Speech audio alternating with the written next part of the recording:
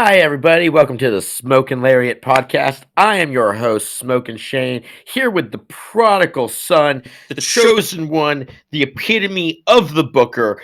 Fucking Dave Meltzer wish he was this man. I swear to God, everybody. This man, what does he do? What does he know? How is it possible? Okay? How is it possible? I'm getting so into this. I keep staring at my microphone, everybody. That's what it is, because I cannot understand how it's possible that the two things that I totally was like, nah, not a chance, were the only two things right on this show that this man got. Everyone, it's Tenacious Nick. Oh, well, thank you, Shane. Yes, if you just finding out, I got everything correct from our prediction episode last week. You uh, motherfucker. I don't know how I do it. I don't know how I do it. I, oh my god. Oh my god. You didn't Uh, call the second ref bump. I did not count a second ref bump. I did not count Jay Uso. So, by the way, just I everyone, that's if you're that's the only. confused about what we're talking about, we this is an elimination chamber review. Like, I know it's in the title of the episode and everything, but like this is an elimination chamber review, for Yes. better or worse, if we eventually get there. Yes, we will be reviewing the Elimination Chamber Premium Live Event slash pay per view today. Um, before we get started, make sure to like and subscribe. Make sure to follow us on Twitter. Make sure to follow us on Instagram at Smokin Lariat and at Smokin Lariat Podcast. We would like to wish we'd like to wish Mercedes Monet congratulations on her successful victory over Kyrie to win the IWGP Women's Championship. And we'd also like to thank all of you who viewed our prediction or our prediction episode last a couple weeks ago for this premium live event. It is our most popular episode to date on the YouTube. We were at 260 views and counting, and we just want to say thank you for everyone just watching and following and supporting us. So without further ado, match number one of this premium live event, we have the women's elimination chamber, and I did predict it would start off with a fucking chamber match. You Also, did indeed. You did indeed. You missed which one, but you did say which chamber. I will give you that. I will yes, give you that. And for the record, I probably would have said the same thing. I thought it would But start with it too, but it. I am not upset. I am not upset with I'm not the either. I chamber. just, if I'm being completely honest, I just wish it was a better match. It was serviceable. It Absolutely, it was was serviceable. it was serviceable. There was a lot of people that came out of that match strong. Some, we'll get into it. So it was Liv Morgan versus Asuka versus Carmella versus Natalia versus Nikki Cross and against Raquel Gonzalez or Rodriguez. I'm sorry, Rodriguez. They changed her last name like I don't When she remember. came to the main roster, like they Yeah. always do. Yes. Um, the winner of this Because what match. is continuity? Yes. The winner of this match received a number one contendership spot and the number one contendership spot for the Raw Women's Championship against Bianca Belair at WrestleMania. So we start off with Liv and Natty just starting things off with some good old fashioned wrestling. Can't Montreal crowd is just hot for just any sort of wrestling at the moment, but mostly because they're hometown favorites there in the ring. Uh, As you know, the heart defend, no matter who it is, they're the favorites because it's Canada. And if you put a heart and Canada together, it's a guaranteed. They're always the favorite, even if it's someone who's like, mm, eh, yeah, but I think they had a. They started off fine. Natty got a lot of the offense in to start things off, yeah. and it I'm, was it was refreshing actually because I'm not used to seeing Natty get that much offense Bro, it was matches. Montreal. Of course, That's it's why. Yeah, It's Montreal. That's why. but freaking, you had a moment where she was just throwing fucking Liv into the pod repeatedly, and it made me start to think like, when's Liv gonna get some offense in her? Like, it looked like When they the were third trying to body squash. shows up. Yeah, it looked like they were starting to squash her off right off the bat. And speaking of third body, number 3 entered in. It was Raquel, and she took Here's it. our monster. Yeah, she took control of that match right quick, and They definitely had her run a lot of the middle of the match. Um, like she even ran, if I recall correctly, she basically ran control all the way through, like when 4 came out. yes, she was Like basically she, holding her own up until number 4. it was that classic moment where the big, like the little guys are trying to push, and the big guy's just holding the kid there by the head as they're trying to swing. Yeah, she was just wrecking shit, and As a good monster should. as a good monster should. But she's not a heel. She's a babyface, and it's like No, but this. she still has the strength of like a Z Okay, monster heel. I'm sorry. My apologies. But in that same mind, I also think of Bianca in the same kind of, Yes, like, Bianca, Jade Cargill, like, I get what you're saying. except Jade's not a heel, but like just Well, they're Bianca's a heel. no, I know sorry. what you I know what you Yep. mean. Pew I'm here, everybody. I promise. Don't worry. We're going. Number 4 comes in the match. Number 4 being Nikki Cross, former Nikki ASH. She just comes in with a quick ass fury like a little Tasmanian devil. Almost as if she's losing her sanity. Eh? Eh? Eh? Eric Young is a free agent. In the words of our favorite channel, Eric Young to WWE confirmed. That's not the same though. It's usually AEW. I know. Um, but yeah, Nikki freaking had a little fury of offense. She climbed up to the top of the pod and did a cross body and knocked everyone down. That was kind of fun. That was a fun little spot. And then there was what were you gonna say?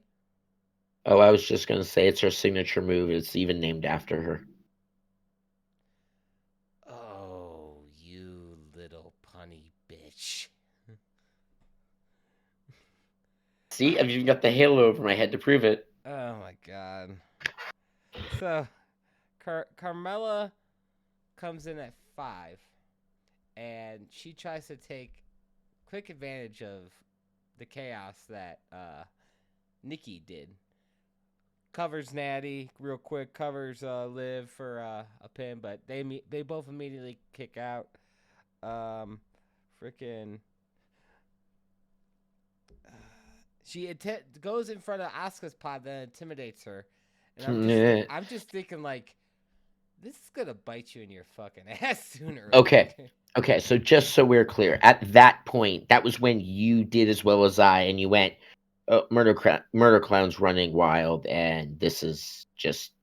Can we just get Murder Clown? At that moment, I was just kind of like, okay, can I please get my Murder Clown, and can this please be over already? Yeah. Like, not that I didn't want to see, not that it wasn't a good match, not that it wasn't serviceable, but I'm like, at that moment, I was like, I want Asuka. this is Asuka's match. Can I just get my Murder Clown, please? So Because since the return, I actually have gone back and watched a little bit of her in New Japan with this gimmick. Oh my god. I really hope they let her take some. Oh my god. yeah, Sweet god. you gotta link me some of those matches. There was a moment where Carmella goes back into her pod trying to just hide from all the action, and all of a sudden, you forgot about that. Yes. she quickly gets out of the pod because all of a sudden you see fucking Raquel with Nikki Cross just boom right through the fucking pod. Oh my god, it was so great. Uh, I swear, people don't give Carmella the quality of comedy she has. Like, she really does have great comedic timing, Mm-hmm. and she is so much improved in the ring. Like, I was thoroughly surprised. Yeah, I was impressed too. It was she really, really worked her ass off out there, and it was showing in that whole match. It was I great. feel like everyone came out of it looking good except for Nikki. Nikki and I want to say Liv. On one hand, yes. On the other hand, she did like the beating and then kept fighting, which is kind of how they're trying to get Liv over right now. It's, I get that, and it's like I understand that, but I feel like they could be doing so much more with her. I'm not arguing that by any means. I feel like I'm just trying to take it to the case of what they are doing, not what they should be or what they could be. ugh. Because try let's be honest, we've been wrestling fans enough. WWE should, and Yeah, with the we're just wasting breath.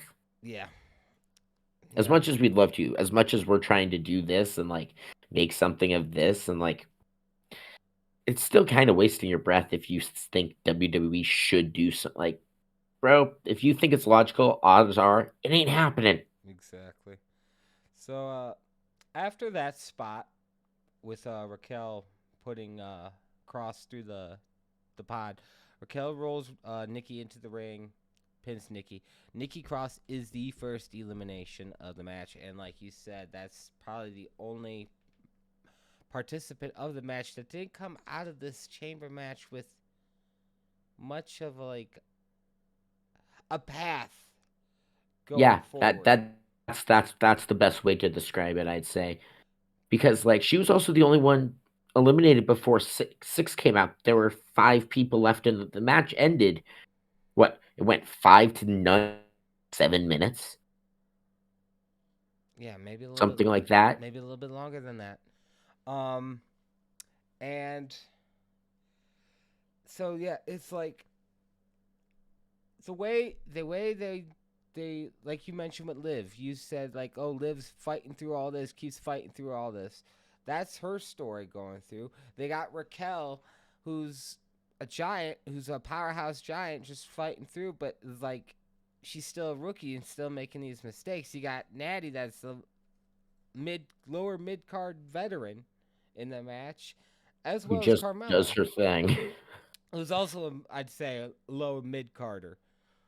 But not Yeah, but you could have had this chance to elevate Nikki up higher with this revamped gimmick of her original self, and it's just I feel like that was like a kind of a missed opportunity, just a little bit. the only thing that I can think of is Sanity turning as a whole after WrestleMania, That'd be great. and did a good worker for the match. But they have my hope and prayer, as I just complained about them, don't believe anything you want to have happen. But with that being said, I'm hoping that it was they needed a good worker. Nikki was someone that they could use because they have a storyline for her. It just hasn't set to start yet. Okay. Like they know what they want to do with her. It's just not in the Right time. coherent time. Exactly. It's not the right time. They have a storyline. It's just not the right time for that storyline. Okay. I can see where you're going with this. Like down the road, do Wyatt 6 versus City in a cinematic match. Rated TVMA. Viewer Yeah. discretion is advised. Chainsaw. Wah! So, after Nikki gets eliminated, Raquel gets up. Liv hits a code breaker on Raquel, and then climbs up to the top of the pod. Natty and Raquel are squaring off. Raquel drives Natty into the corner, and then Liv hits a sunset flip onto Raquel, and it was the flip was a thing of beauty. It was. It was a beautifully executed move. And then after the sunset flip comes out the fan favorite, number 6, the murder clown, Asuka. Yeah, it was it at that point. It was like, okay, at least they brought her out at number 6. Mm-hmm. At least they gave her the opportunity to just kind of have her, plus spending the whole match of her doing her weird creepy laugh and stupid dance thing. Oh my god, it was great. Like, at least they had her coming in, she was able to run wild, and she was basically able to finish everything off herself. Yeah, she fucking Like, she everyone else got pins. Like, she didn't get all 5 or all 4 other eliminations or anything, but, no. like, she did, though. She chased down Carmella because she remembered what Carmella was doing in front of the pod. The crowd Right? was the crowd was doing Asuka was going to kill you chants. It was great. Oh, yeah. That's the one great thing. The Montreal crowd. The Montreal crowd was spectacular all I'm night sure long. I'm sure the Montreal Clouds were spectacular too, but yeah, the crowd was just as Shut up. But yeah, there's a lot. At this point, this is when the match is really starting to pick up. So we had Liv hits a Things missile. just start happening like Yeah, one after. There was legitimately no time to pay. It was like we started to talk while we were watching. We started to talk about an elimination for a second. We looked back and there was another elimination that happened, and we're like, "Wait, what? That quick?" yeah. So like Liv hits a muscle drop kick on the Asuka, does a code red on Natty by countering a powder bomb and shit. Fucking goes for an oblivion, but Carmella super kicks her. That's a lot of. I've been seeing a lot of super kicks from Carmella lately. She likes going to a She super likes. kick party. Yeah. I wonder if she's foreshadowing something with all her super kicks. Yeah, it's probably nothing. But Nah, it's absolutely nothing. It's absolutely nothing. then comes after that super kick, Natty takes advantage of a injured Liv, puts in the sharpshooter. While the sharpshooter's locked in, Asuka joins in on the fun, applies the fucking Asuka lock on the fucking Liv, Liv, and Liv just passes out, yeah. getting eliminated. So there you go. Another way that we're pointing towards the way that I think that they're doing it. She didn't even tap. No. It took 2 submissions. Little Miss All My Heart. It took her 2 submissions and being passed out for her to get eliminated from the match. Not getting pinned, not getting submitted, not running away. Took 2 submissions and passing out. I get that they're I get that's the story they're going with. I don't know.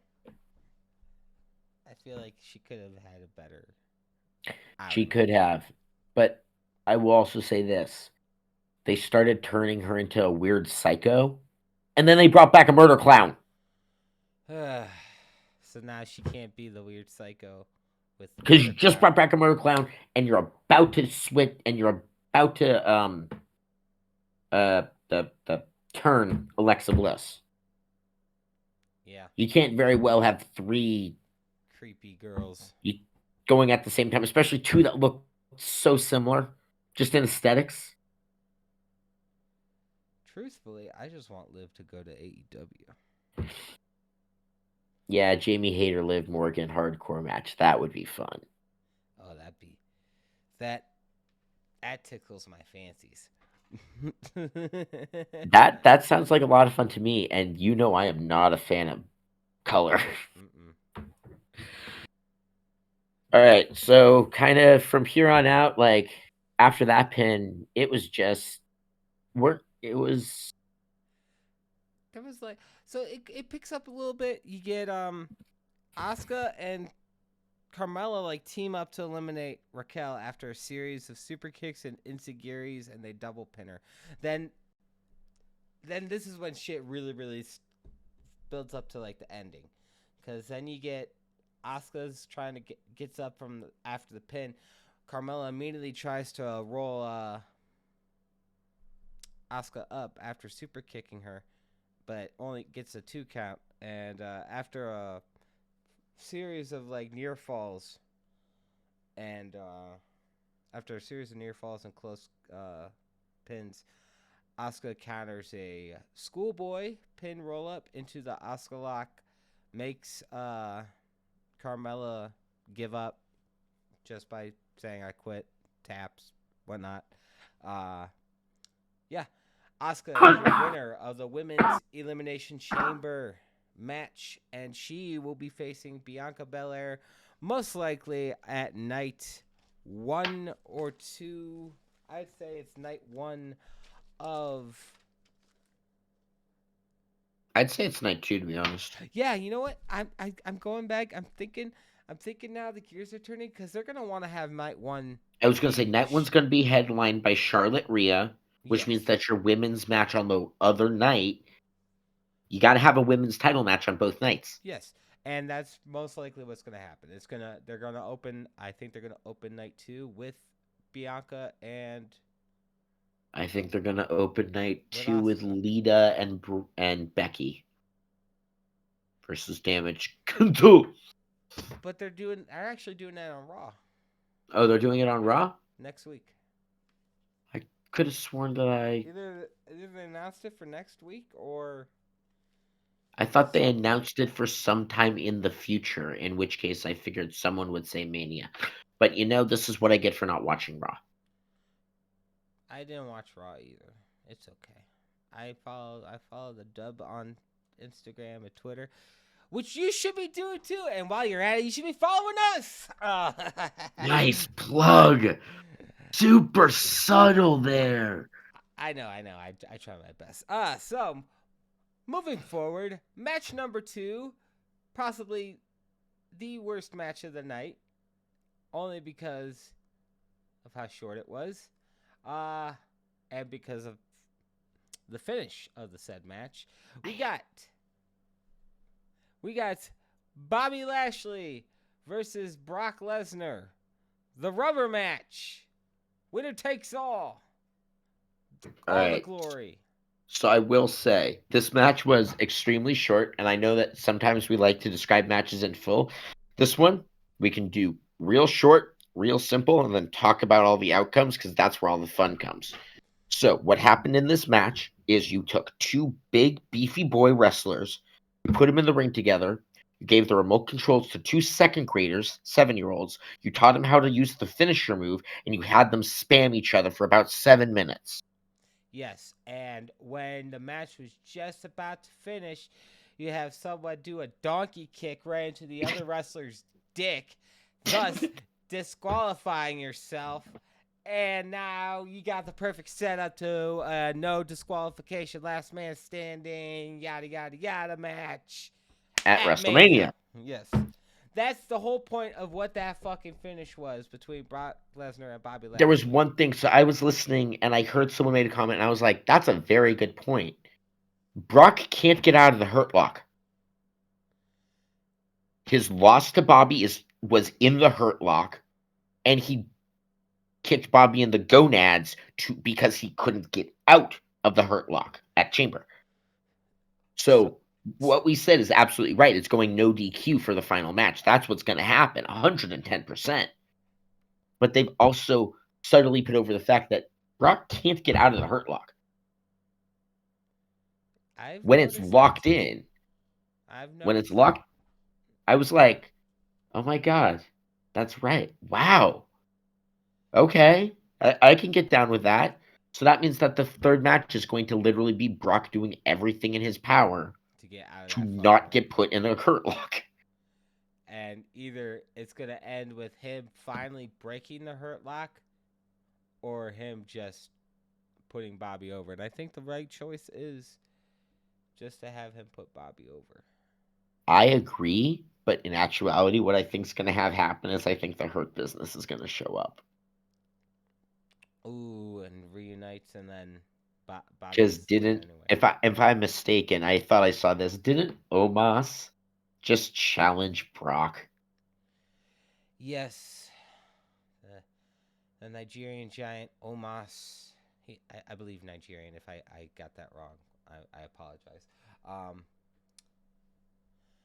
Omos did challenge There Brock we go. Lesnar at WrestleMania, and I gotta say, Omos 100%.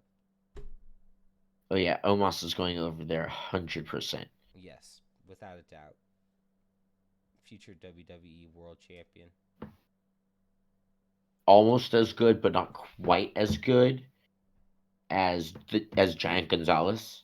Almost, but not quite. So yeah, there's nothing really to talk about that match other than it was just a finisher, It was a spam finisher finisher. spam. That's all it was. It It was was great fun great until fun, the dick kicking. It was great fun, great fun, and then but after the Big dick Dick came kicking, in, just ruined it. yeah, and it didn't even just ruin it for the fact of like it was a fun match that was still going. I was like, what the hell happened here? But we also had on Friday night we had Bray Wyatt say, "Whoever comes out of this, I'll see you Monday," and we're like. Bitch, neither one of them came out of this. So what the hell does this mean now? And then last night there on Raw, nothing was mentioned about it. And then in addition to that, Omos has come out and challenged Brock, and it's now like, Makes no so sense. so the food just happened. Yeah, it's all fucking confusing. Unless we have a tag team. Here we go. Ultimate fantasy booking right here. You ready for this? Possibly. Bray Wyatt hypnotizes Brock Lesnar. Brock Lesnar becomes the monster in the Wyatt Six. WrestleMania is Omos and Bobby versus Bray and Brock. I want whatever drugs you're smoking because that's a brilliant idea. I Oh just my want to god, see it just for the shits and giggles. it's never gonna happen, but oh my god, doesn't that sound amazing? Yes, it does. Brock Lesnar giving a fuck being able to be a scary motherfucker with Bray doing actual spooky shit. Like, that sounds like so much fun to me. Yeah, it does. It does. So, I, I was gonna say I was gonna go on to the next match, but I believe between this match and the next match there was a commercial for WrestleMania, Oh, is and this where it was? I can't remember, but there was a commercial So, for Mania, and it so does everyone? I don't know. So does everyone remember when? So the last time WrestleMania was in LA, they did a bunch of spoof um, commercials, but with wrestlers playing the parts. yes, So they've started doing those again, and they out the first one, and it involves the Joker of WWE, Seth Rollins, and the Man as Batman, doing the spooky voice and everything. Becky Lynch. we gotta go to the man cave. We got a man cave? You wouldn't know, cause you're not the man. I'm the man. But yeah, that was a She it's a is fun right. She's right. it's a fun little commercial. Seth probably had the time of his life just dancing on They that stairwell. they both had the time of their life on that at. Let's be honest, those commercials sound like so much fun to be a part of.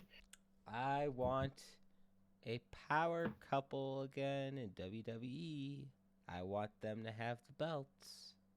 All the belts. All of them. One more time. One more time. Not now. Maybe down the road, but not now. Oh, come on. You could do it so then you could have Becky versus Brandy. Who the hell told you it was open night, Mike night, big bitch? Fuck. I botched that all up. That's actually we do another Battle of the Sexes match, but this time it's Seth and Becky versus Brandy and Cody. Oh god, that would probably Adrenaline go. in my soul. That would Couples probably go over. therapy's got to go. Oh god, that would go over probably just as well as Paul Heyman taking a stunner. For the record, I said that within the last couple of weeks that I want to see Paul Heyman take a stunner. He did, and he did, and And it was almost that's as bad as fucking Vince McMahon. I swear to God. I looked at you, I saw it prepping, and I'm like, oh my God, it's happening. It's happening. And it was just as bad as I was hoping it wouldn't be. Fuck. Like, I swear to God, man, stay on your feet. Bend over from your back. I know you've got a beer gut the size of fucking Rhode Island, but still, try. saw them bagels. Fucking don't go after my people. Joke. What you gonna do? I'm, I'm gonna buy you a nice sandwich from Uncle Polly's and call it a day. Good answer. So, match number 3, we got. Also, just have to say, 5-match card. So nice. So nice. It was Hey, nice. TK, take notice of this. 5-match card. Solid. Yeah, we could Quality match card. 5 quality match card. It's possible. I'm not saying AEW pay-per-views don't have their quality matches. I'm just saying it's too fucking long. I don't need to be watching 5-6 hours of professional wrestling when you can put all that same energy into a nice quality 3-hour card. Fuck. It's really true. I It's love you, really Tony. true. Come on now. What he said. And we're already at what, 5 matches at Revolution, and I'm excited for it. Somewhat, I'm very excited. It's just Have you know, we're already at 5 matches. we got. I want to say we're at 5 matches because we got the main event, which is MJF versus Danielson, Iron Man match. We got Hangman, and Mox. In the Texas Death Match. You got those are both 45. Well, I'll give it 50 minutes on the main event. Well, the main event regardless is 60. It's a 60-man. Oh, it is a 60-man Iron Man. Okay. So that's an hour regardless. So you're looking at 2 matches we've said at an hour and a half. Yes. So 2 like, matches, an hour and a half already. Right there. And there's still 3 more, and we have yet to be determined. We're probably gonna get Christian versus Jungle Boy. We're probably gonna get Keith Lee versus Stark, or not Starks. Keith Lee versus Swerve. We're probably gonna. That'll be fun. You got the Fatal 4-Way match for the Tag Team Championships between 2 unannounced tag teams, the Acclaimed and the Gun Club. And I want one of those to be United Empire. I think one of those teams is going to be United Empire, and I think the other team is going to be a returning FTR. Give me a second. I'll be right back. Okay. Sorry. If it's any that was indication of how United Empire versus FTR was at that New Japan show. I mean, it's Aussie Open, but they're still United Empire. But yeah, Aussie Open is a tag team that's part of UE. So yeah, they had a banger match at New Japan in right before Dax and Cash started dropping belts, and it was a great match. I think that's going to be the Fatal 4-Way. I think I do too, and I think UE's coming over slowly but surely. I think they're going to start spending a lot more time over here. Speaking of FTR, there we go. Couple decided to smack that peach.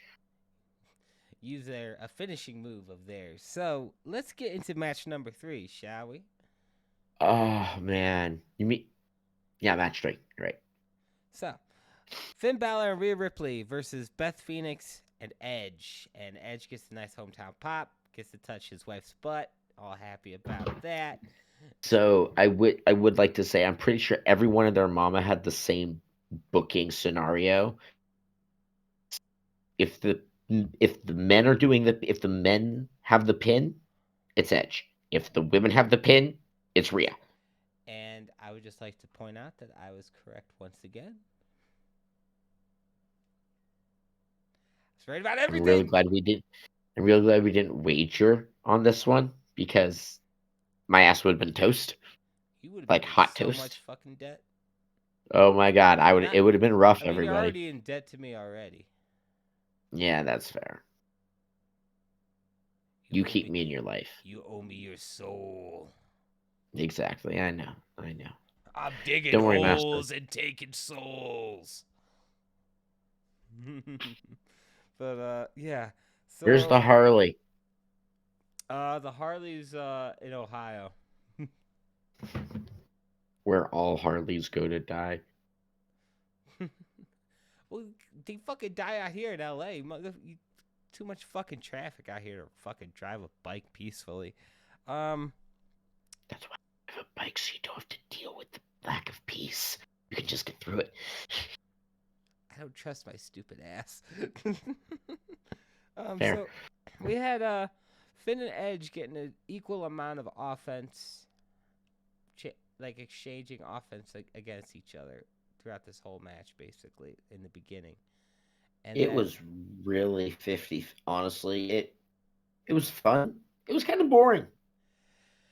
it was it was a decent match. It was a It was decent a affair. very solid 3 out of 5. A very solid 3 out of 5. Yes, I would definitely It give it did everything it needed to do. There are moments that I remember. There was the run in, run out, run in. by Dom. The crowd fucking hated Dominic. They were doing "fuck you, Dominic" chants.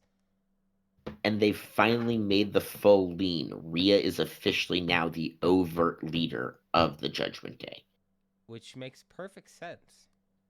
Yeah, She's been perfect fitting that sense. to a T.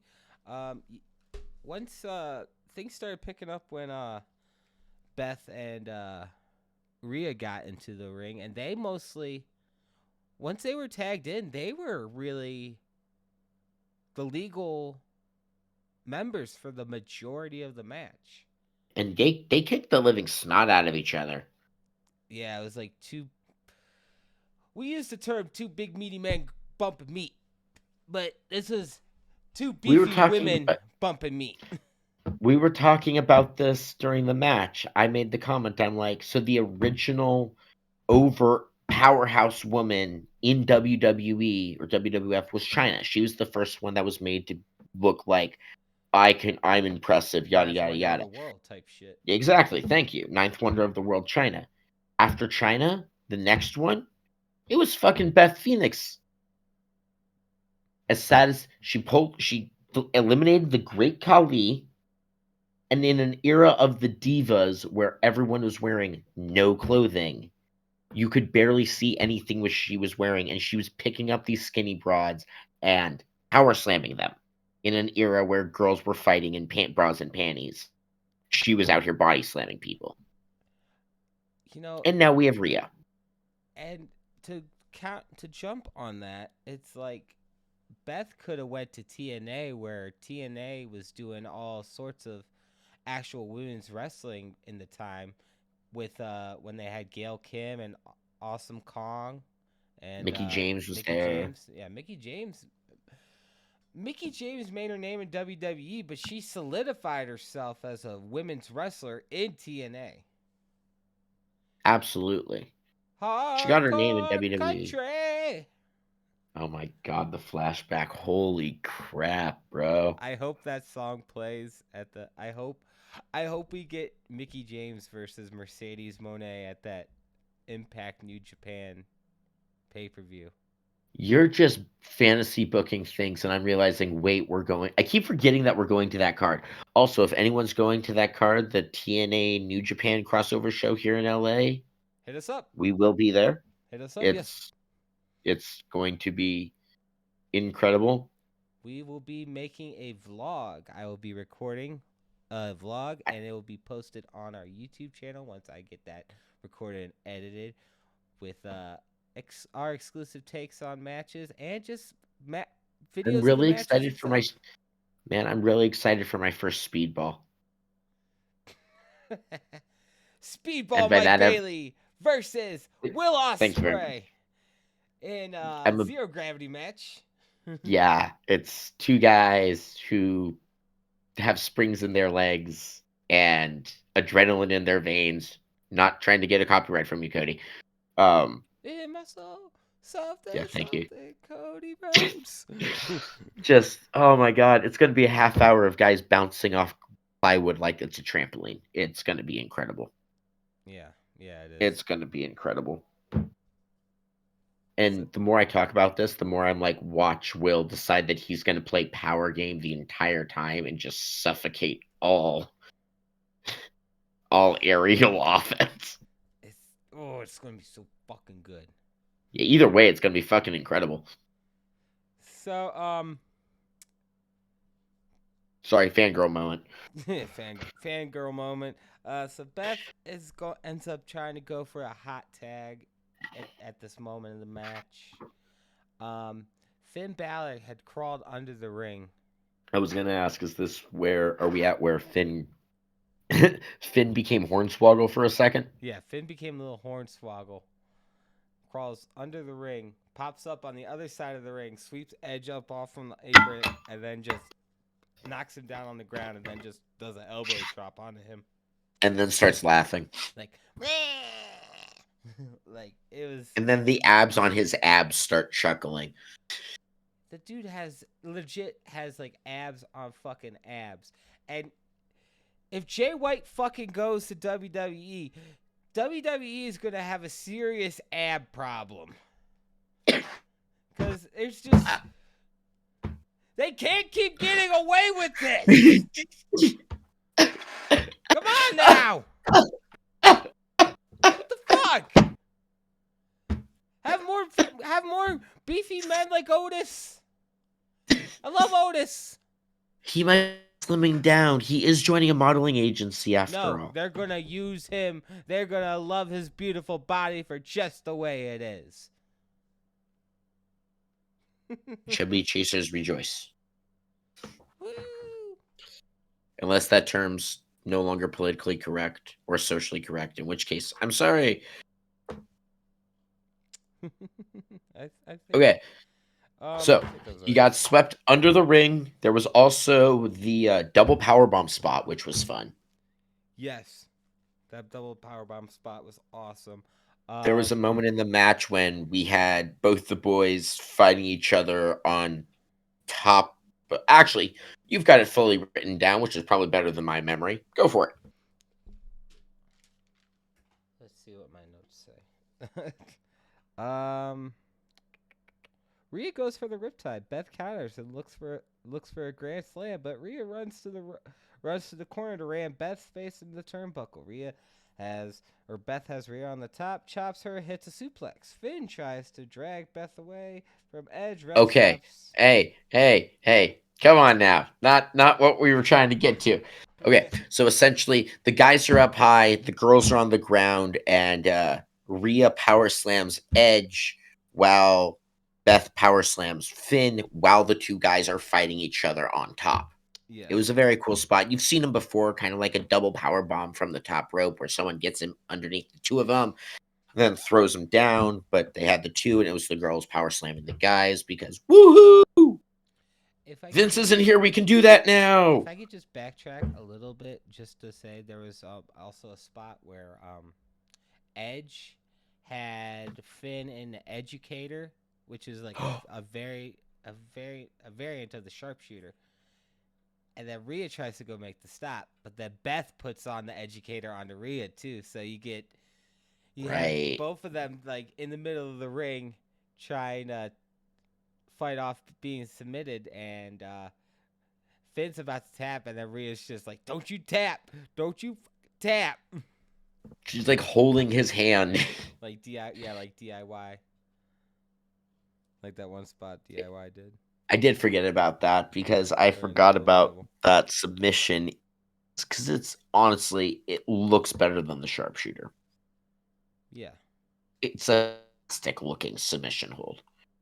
It looked more the Educator just looked a little more um Painful. yeah, like when Jericho does the Lion Tamer instead of the Walls of Jericho. That little Exactly. extra angle on the neck with the foot with the knee like right there just makes you Exactly. Exactly. It's not an exaggerated stretch. It's, oh no, that's sharp body part against, ow. There was also a part in the match where Dominic slid brass knuckles to Rhea Oh, to right. use, and 'Cause she that's the hits only way they can win. yeah, she hits Edge with it and makes Finn cover Edge, and he's about to botch. They were about to botch that shit. Beth Beth was unfortunately couldn't supposed to get in make, there in time. Yeah, yeah, honestly, it looked like she jumped from too far away. yeah, I think so too. But Edge, being the professional that he is, he just kicked out at like 2.9. And It was a solid 2.95. It was like he waited until the last possible second before he knew Beth wasn't going to get there mm-hmm. and then popped it. But the refs didn't like blow a 3 count or something like that, because that's happened before with botches like that. Nah, it was done well. And then we had the power bomb spot, and all of a sudden you had I remember.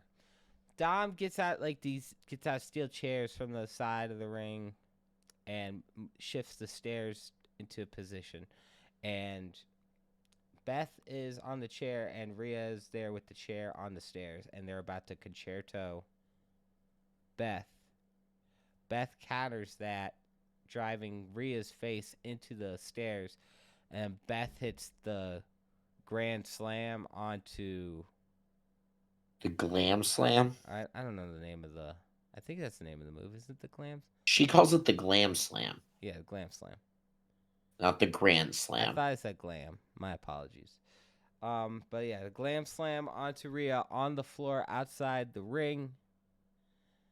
They uh Beth makes her way back to the ring. Finn gets speared by Edge. Beth gets in the ring. Edge lifts up Finn, and Edge and Beth hit the Shatter Machine, Don't you mean the aka big rig? the Big Rig, on the Finn Did Balor. question, because I didn't rewatch that match. Did they leave it in the audio? Still hear it on the audio? No, they cut out. They cut out Big Rig. It's just Shatter Machine. They did cut it out, They cut out because Big Rig. I think it was Corey. Someone, right when they called out Shadow Machine, but right before Shadow Machine, you can hear it really quietly. Someone went, "Big no, Shadow Machine." So a little shout out to Cash and Dax over at AEW, real life friends of Edge, and Help the man get himself back. yeah, helped the man get back in ring shape. And that match, like you said earlier, solid 3 out of 5. It did its purpose. This feud between Edge and Finn Balor isn't going anywhere. Unfortunately, it needs to end. I This rivalry has been going on for a year. Yes, it has, and I think it's going to end at. It has to end at Mania. Either Mania or they're gonna. I don't know. I would like for it to end at Mania because I can't have another fucking this story between the storyline. There is no story. Yeah, there's no story, and B, it's been going on for over a year now. Exactly.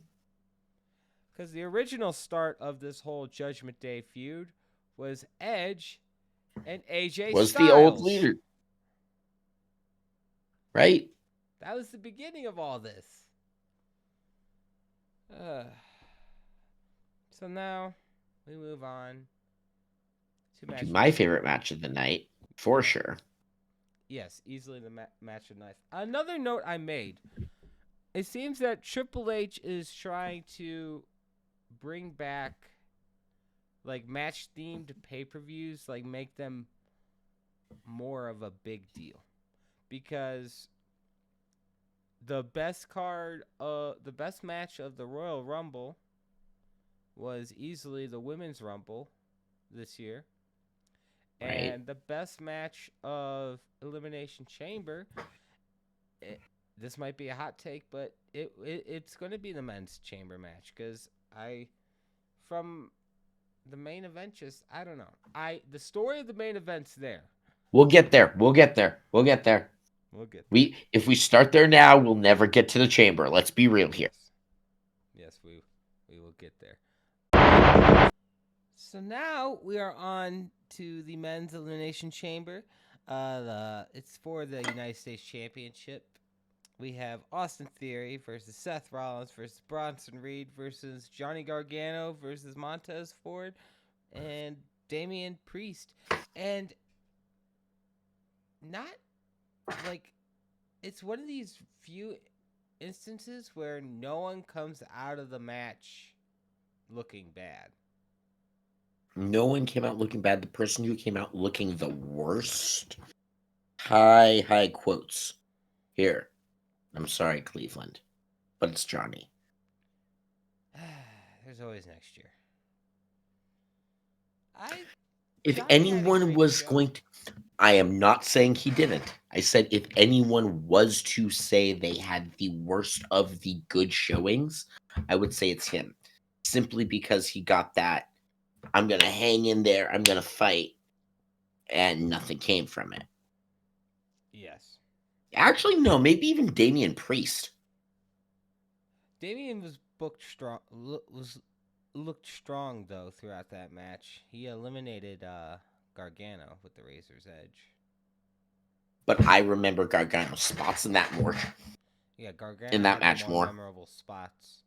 Gargano, Montez, and Bronson Reed had the most memorable. Frankly, I think that Johnny's were better than the others, than any of the others. Just because I wasn't expecting them.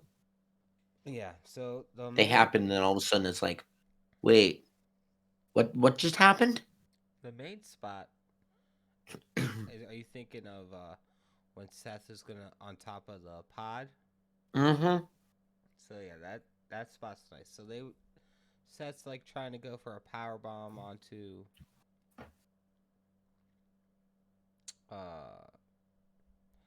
Gargano, and this is late in the match, this spot, and everyone's already out on the ring, so it's like basically Gargano's gonna get power bombed into a crowd of people, and Gargano just basically uses that momentum, does like a inverted Hurricanrana, Frankensteiner, whatever you want to call it.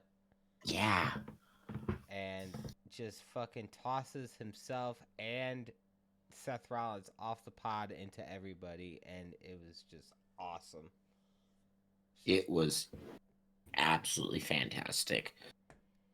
So to start off the match, we had Rollins and Gargano, and that was the first time they actually met face to face in a WWE ring. They had a lot of matches out in the Indies, out in Cleveland, when both were trying to make a name for themselves.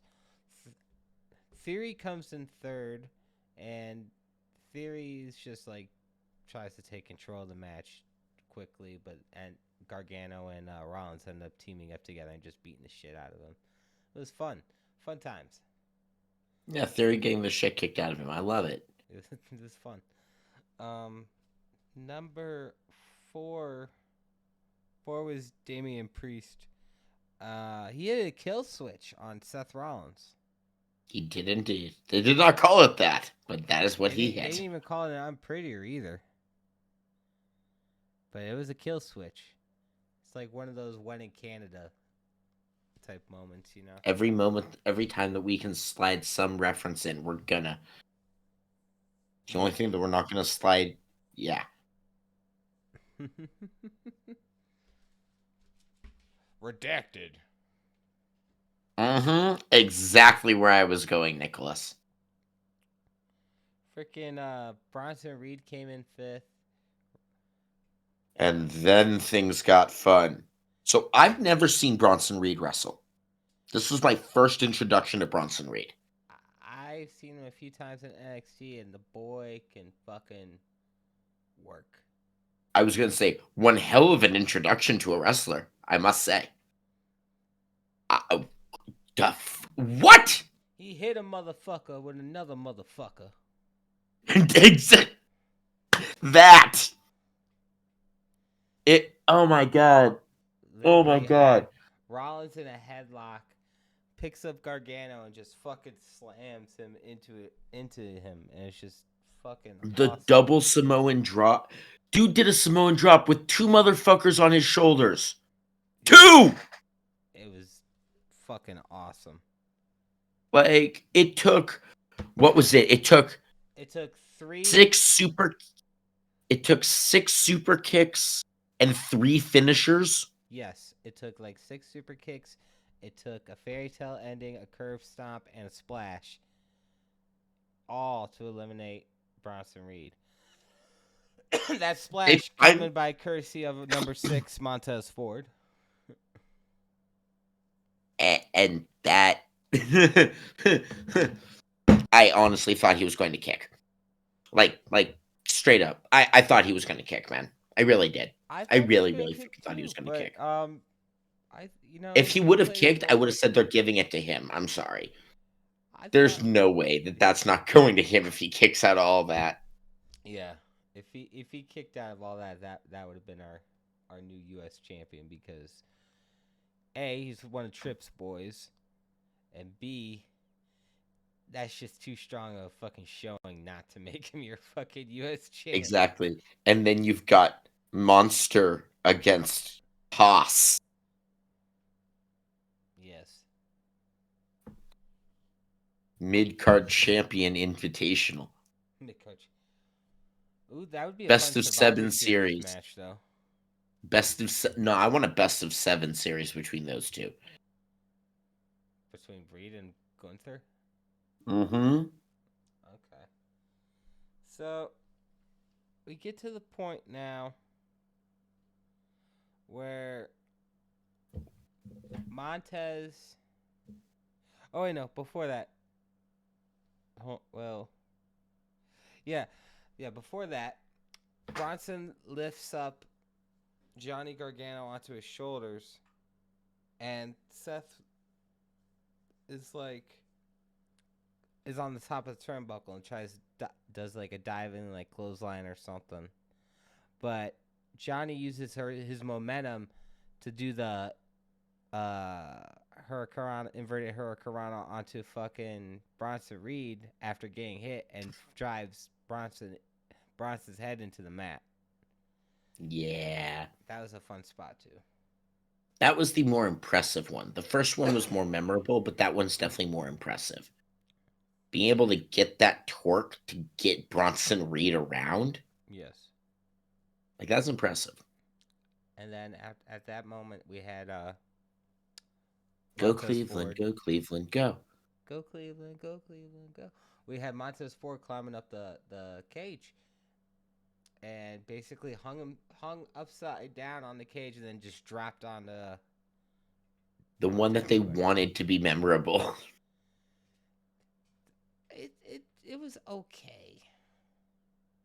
Exactly. It was okay. It was okay. Nothing to write home about. Like, nothing like how WWE is going to try to push it as the big moment from Chamber. Like, no. Yeah, that's what they're going to try to do, is push that one as, when they really should be pushing Johnny's. One of Johnny's.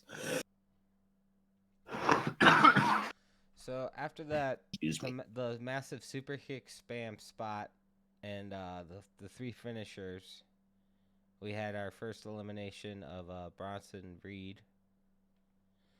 And then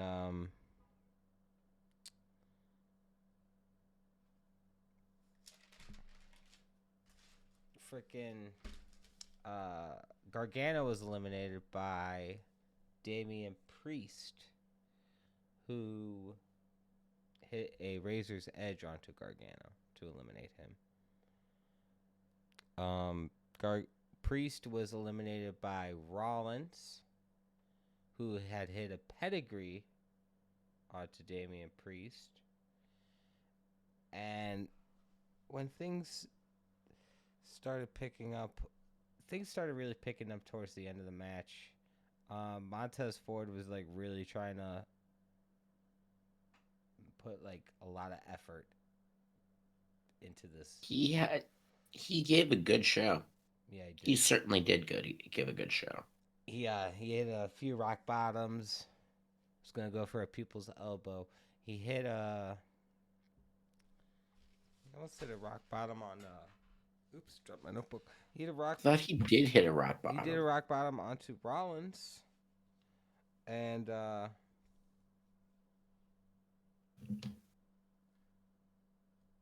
he also did a couple flips on the running flips from the inside of the ring, outside of the ring to attack Theory and Rollins, respectfully. But ultimately, what happened was Theory ended up getting super kicking Montez. Montez ends up stumbling down onto the bottom rope.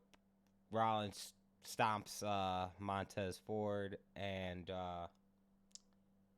Theory pushes Rollins out the way, drags Ford into the ring, and covers Montez for the elimination. Now, this is where shit gets weird. Because this is where I get pissed the fuck off. Mostly because it's weird because they usually don't like showing wrestlers injuries. Yeah, but then they it's a work because they're constantly showing this. But I just think it's like ever since like the Damar Hamlin thing in the NFL, I'm a little skeptical on quote unquote like worked injury angles like that. I'm okay with worked injury angles because here's so wrestling industry, the X means that things are real, right? Yes. AEW has been starting to fuck with that and throwing the X to their fake ones. That bothers me because for me that X means pause the show. This is real life. And so I'm okay with it because as the entire thing was happening, I was like, did I miss an X? Yeah, because this I feels was looking for an X too, and because they were showing it, but they weren't replaying the video. Yeah, which usually is the indicator of this is real. So they got me pretty good because they did everything you're supposed to do when an injury is real. And they didn't throw the X up. So they did everything that was great. My personal opinion, that was great. Like, I totally get what you're saying. It makes total sense. All right. So they do that, and this is where things start to get fishy because as they're trying to get Montez out of the ring, they leave the chamber door open. And, I wonder what would happen. I wonder what could happen. I don't know. Maybe like someone predicted on this certain podcast we host, predicted a certain celebrity would come in to interfere in said chamber match, costing a certain someone the championship. Ruby, was that you? Yes, it was our executive producer, Ruby.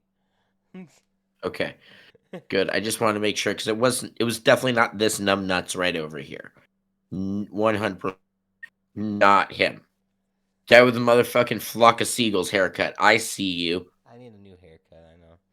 But yeah. Flock of seagulls. Reference that no one will understand.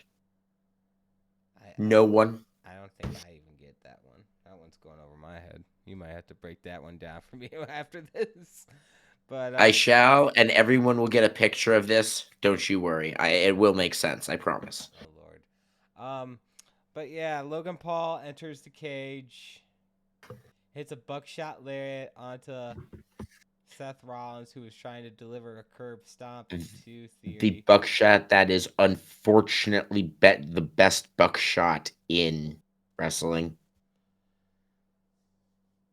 Like, I I'm agree. sorry. I'm sorry. We've been over this. I agree. Technically, I agree.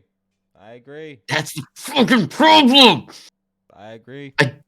I don't want to agree on this topic, though, Nick. I want us both to be wrong. We'll be wrong when fucking Hangman bucks the shit out of Logan Paul, but we're not getting that yet, now are we? I mean, we can once we download WWE 2K23. That is very true. Yes. Logan Paul hits a buckshot lariat onto Seth Rollins, followed by a curb stomp. Theory hits A-Town down onto Rollins. Theory is still your United States champion. He Until weaseled his way out WrestleMania. of a... Do. He's coming back. He comes back March 3rd for Monday Night Raw, and I believe this is when they officially start the build between Theory and John Cena. That chamber match, 4 out of 5. 4 out of 5? I completely agree. A 4 out of 5 match. I would have wanted them to not have left it on Theory, just because I don't want Theory Cena to be for the belt. It doesn't need to be, but That's my point. I get what they're trying to do, because Theory's whole gimmick now is like the champ's here and trying to fucking be like Cena. Like Mike, essentially. Yes. Okay. So we're now on. He's the new proto. Okay. Yeah, he's the new prototype. So we're now on to the main event, and It was a nice hour-long nap. my commentating partner did not like the match. That is. He did not like the actual wrestling part of the match. I love the actual wrestling part of it. I just didn't like the 6-minute breathe period in between the 8-step count. I get it. I'm not a fan of Roman's pacing.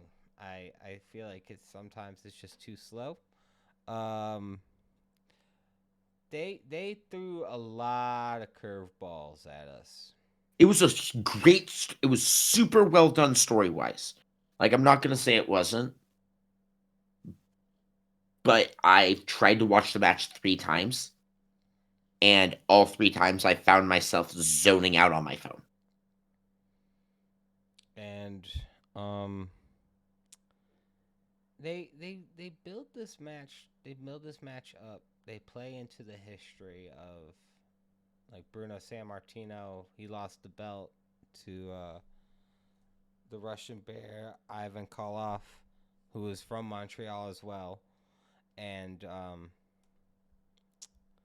they throw the first curveball they throw at us is basically the champ comes out first. Roman comes out first for the first time in his championship reign.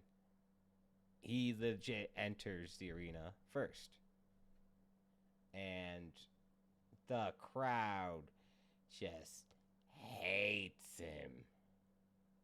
I've only seen 2 crowds that have hated a champ more, in all honesty.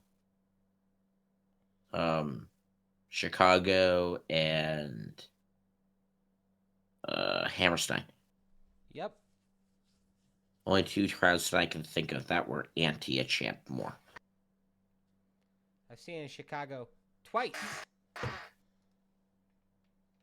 The Elite got that big fucking go away heat because that was after Brawl Out. But I know what you're thinking. You're thinking Cena and Punk, Mm-hmm. and then Cena and RVD. Exactly. Um, crowd's got a loud "fuck you" Roman chant going right before things really pop off. Sammy enters in. The crowd goes nuts for his music. Um, they don't lock up when Sammy's in the ring and the bell rings. They don't like do anything for like 4 minutes. They just soak up the energy of the crowd, and Sammy just makes Roman make the first move. But once he does, it's just all Roman basically. It really was. Like there's a few moments like things pick up when Sammy actually gets the momentum going into his favor, but it mostly just looks like it's just all Roman. Yeah. And then the swing does happen and they go back and forth. And then Sammy gets a swing and then Roman stops it. And then it gets slowed down to Roman's pace again. And it's like, I I understand how great of a narrative story this is, but like I'm too Gen Z right now, but it can't keep my attention. I It kept my attention. It's just I felt like there was just something a little bit missing, and Maybe that's why Roman's it couldn't keep my attention. that could be it. Roman's heel work is brilliant in this match, though. I I like him shit talking Sammy's wife the whole time, like Yeah, that was great. like I was doing this for us. Um, the moment of the night was probably freaking Sammy hits an exploder suplex onto Roman, who's trying to spear him, and then follows it with a haluva kick, tries to cover him, and then Roman kicks out at 2.999999999, basically. Like Yeah, it was great timing on the kick out. great timing. Um, there's a ref bump. Sammy drive Roman into the or Roman drives Sammy into the turn or corner and just starts elbowing Sammy, but the ref's right behind Sammy, and that ref gets knocked out. A wild Jimmy Uso appears, super kicks Sammy like 3 times, hits the Uso splash, and tells Roman to cover Sammy. Gets another ref in there, but Sammy kicks out at 2. Um, Sammy does all this. Does a Blue Falcon, Blue Thunder Bomb on Roman, but still kicks out at 2. Another ref bump. Um, the big moment. Here's where it got fun was after the second ref bump. Jey Uso appears. Doesn't do shit. He was given a chair. I mean that in a good way. He was given a chair and was told to strike Sammy with it, and Jay doesn't. Basically, he's like, it looks like he's gonna hit Roman, but he doesn't. And it's just like he's just there with the chair, and then Roman like confronts him like, "Oh, you're not gonna do anything," and then just starts smacking the shit out of him, like shoving his hand in his face. And just as soon as Jay's about to like confront Roman, out comes Sammy, gonna try to spear Roman. Roman steps out the way. Sammy spears Jay. Sammy gets up, realizing he fucked up. Turns around, speared by Roman. Ref gets back in the ring. 1, 2, 3. That's the end of the match. This is what I think went wrong. That match could have went everything was going fine in that match. That ending, that actual finish, just felt flat. And I feel like they could have found a way to get to that conclusion better, but it just felt like a little. Yeah, it felt like they had. Honestly, that might have also been what it was too.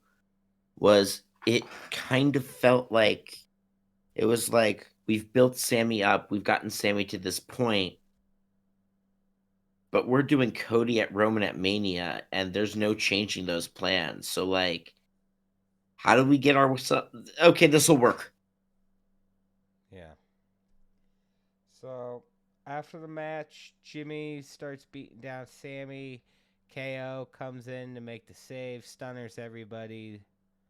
Stunners called everyone even. That wasn't a... I was so hoping for better. Yeah. The final spot of the night is Roman's up in the corner, struggling to get up after being stunnered by Owens. Uh, Owens is standing in front of Sammy. Owens looks over behind Sammy, who's up, steps aside. Sammy delivers one more haluva kick, sends the crowd home happy. Overall, decent pay per view. Okay, premium live event. I'll say a high 3. 3.5. And I'll say that, like the point I made before, I think they're trying to establish the match themed pay per views. They're trying to make them feel more The like a ones that big they're deal. going to keep it. The ones that they're going to keep anyway. Yes, because Vince also... Yeah, Vince is also likely to get rid of a lot of them, or a few of them at least. Oh yeah, Hell in a Cell's getting. It should never. Hell in a Cell should have never been a pay per view though. Hell in a Cell was just a match type, and I'm fine with that. Yeah, that about does it basically for this edition of the Smokin Lariat podcast. Oh yeah, no, but then there was... So during the show, we weren't sure kind of what would happen moving forward, but with the Judgment Day storyline. But after the show, during the post-match press conference, Austin Theory gave an open challenge for the U.S. title. Edge accepted it, and we're recording this on Tuesday, the 21st. On last night's Raw, February 20th, there was the main event of Austin Theory versus Edge, which ended in a disqualification win for Edge, as Finn Balor attacked him post-match to cost him the victory and to continue the feud. Yeah, this match. Because... This feud needs to end. Why? I don't know why. I don't know. But I'm not going to lose sleep over this. I sure you I won't. am. Oh, God. But yeah, Chamber, 3 out of 3, 3.5 out of 5. Decent matches overall. The Chamber matches, I think, were the best. Great showing by both competitors in the Chamber matches. And I just wish the main event could have delivered a little bit more. But Yeah, I think like a maybe more like a 3.73 out of 5. being very precise with the numbers here. Did that Brock Yeah, Lesnar match just fucking dive everything? that, and the way that the way that they left the crowd home. Like, I know what they did to leave the crowd go home happy, but no. The way that the night ended and that Brock match just kind of left me feeling...